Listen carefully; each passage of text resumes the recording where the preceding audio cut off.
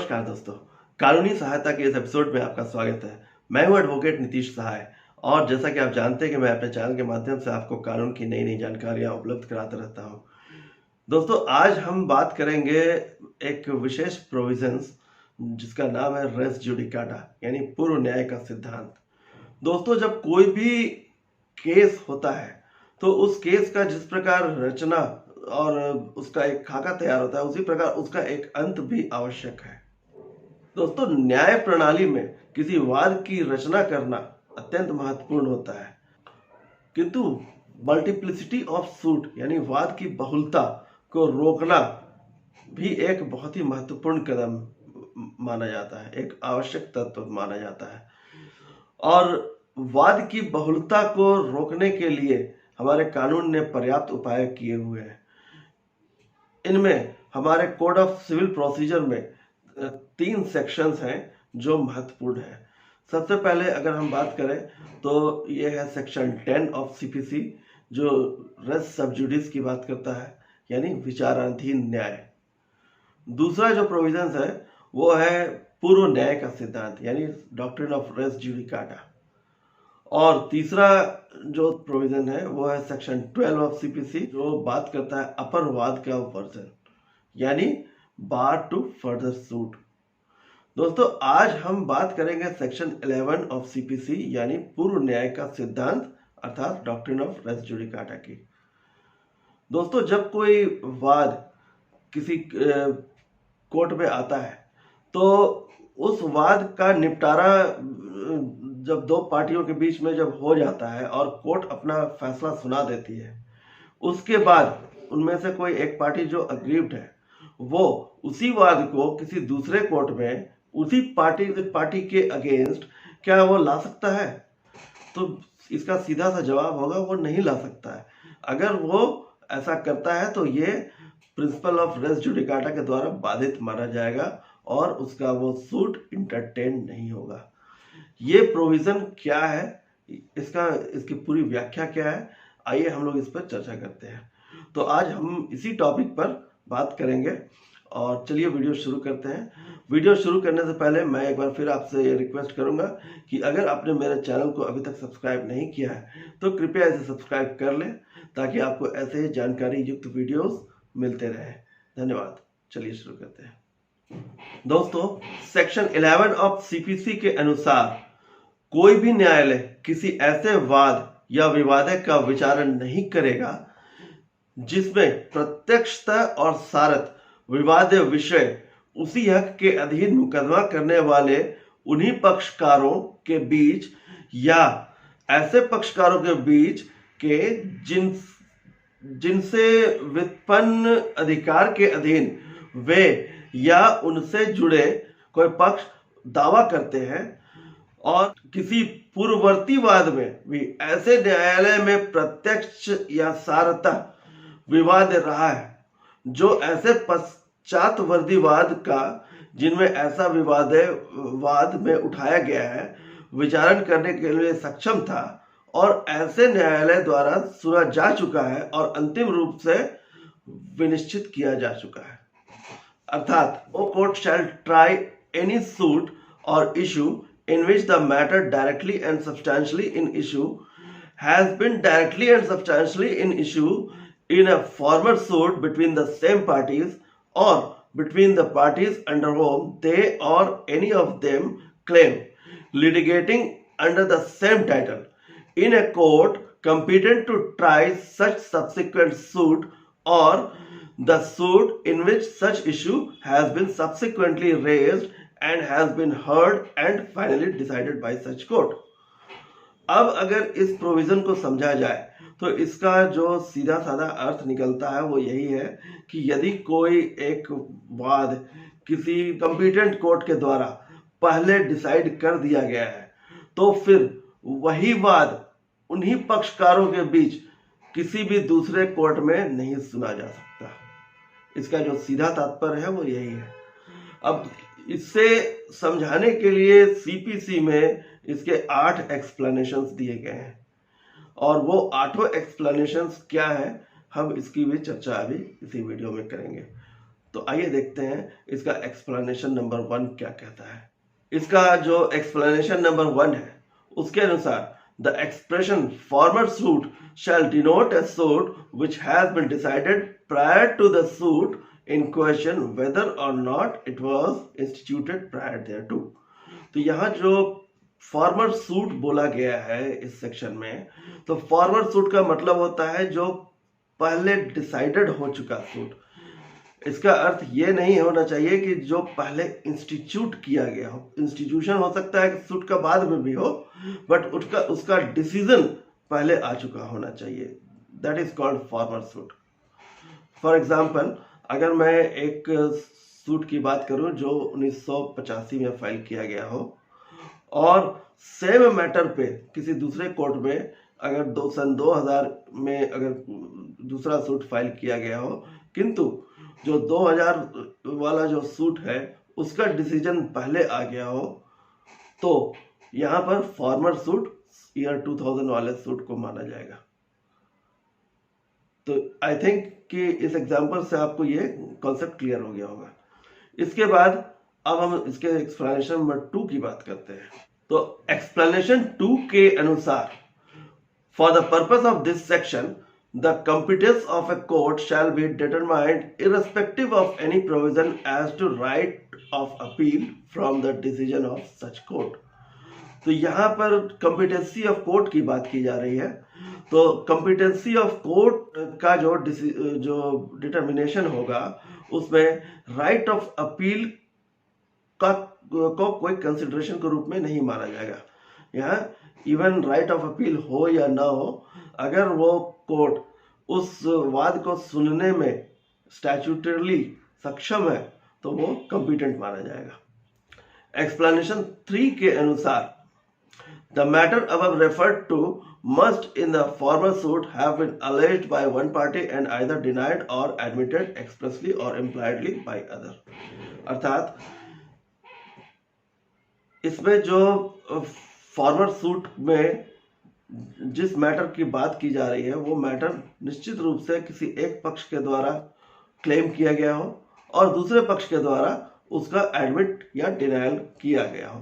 अर्थात जो issue in question है वो पिछले सूट में निश्चित रूप से रेज्ड होना चाहिए। अब आइए दोस्तों हम इसके एक्सप्लेनेशन 4 की बात करते हैं। तो जो इसका एक्सप्लेनेशन 4 है ये कंस्ट्रक्टिव रेस जुडिकाटा की बात करता है। कंस्ट्रक्टिव रेस जुडिकाटा अर्थात कोई भी मैटर जो पिछले वाद में उठाया जा सकता था और उसने भले ना उठाया हो, लेकिन अगर उससे उठाया जा सकता था तो इस सब्सिक्वेंट सूट में वो उस मैटर को भी रेस जुडिकाटा ट्रीट किया जाएगा। आइए देखते हैं कि इसका एग्जैक्ट प्रोविजन क्या है। तो as per explanation 4, any matter which might and ought to have been made ground of defense or attack in such former suit shall be deemed to have been a matter directly and substantially in issue in such suit। अर्थात कोई भी matter जो पिछले farmer suit में directly और substantially issue in question माना जाएगा, जो उस पिछले फॉर्मर सूट में उठाया जा सकता था भले ही वो उठाया न गया हो। तो अब सब्सिक्वेंट सूट में उसके भी क्वेश्चन रेज करने पर रेस जुडिकाटा अप्लाई होगा। That is called constructive res judicata. इसके 5वें एक्सप्लेनेशन के अनुसार any relief claimed in the plaint which is not expressly granted by the decree shall for the purpose of this section be deemed to have been refused। अर्थात कि farmer suit में यदि कोई claim किसी party के द्वारा raise किया गया हो और उस पर कोर्ट साइलेंट है तो ये माना जाएगा कि उसने उस रिलीफ को डिनाई कर दिया है। एक्सप्लेनेशन नंबर 6 के अनुसार where persons litigate bona fide in respect of public right or of a private right claimed in common for themselves and others, all persons interested in such right shall, for the purpose of this section, be deemed to claim under the persons so litigating।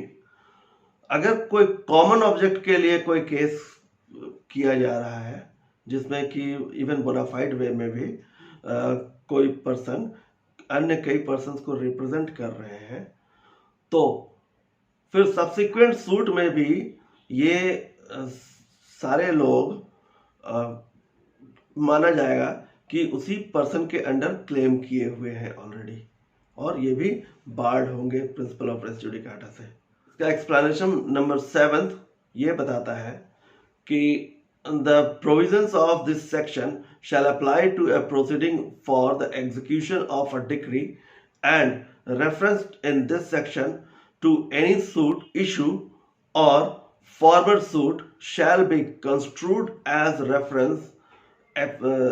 references respectively to proceedings for the execution of the decree question arising in such proceeding and a former proceeding for the execution of the decree। अर्थात इस धारा के उपबंध किसी decree के निष्पादन के लिए कार्रवाई को लागू होने और इस धारा में किसी वाद विवादक या पूर्ववर्ती वाद के प्रति निर्देशों का अर्थ क्रमशः उस डिक्री के निष्पादन के लिए कार्रवाई, ऐसी कार्रवाई में उठने वाले प्रश्न और डिक्री के निष्पादन के लिए पूर्ववर्ती कार्रवाई के प्रति निर्देशों के रूप में लगाया जाएगा। और इसका अंत में एक्सप्लेनेशन नंबर 8 जो इस प्रकार है, an issue heard and finally decided by a court of limited jurisdiction competent to decide such issue shall operate as res judicata in a subsequent suit, notwithstanding that such court of limited jurisdiction was not competent to try such subsequent suit or the suit in which such issue has been subsequently raised।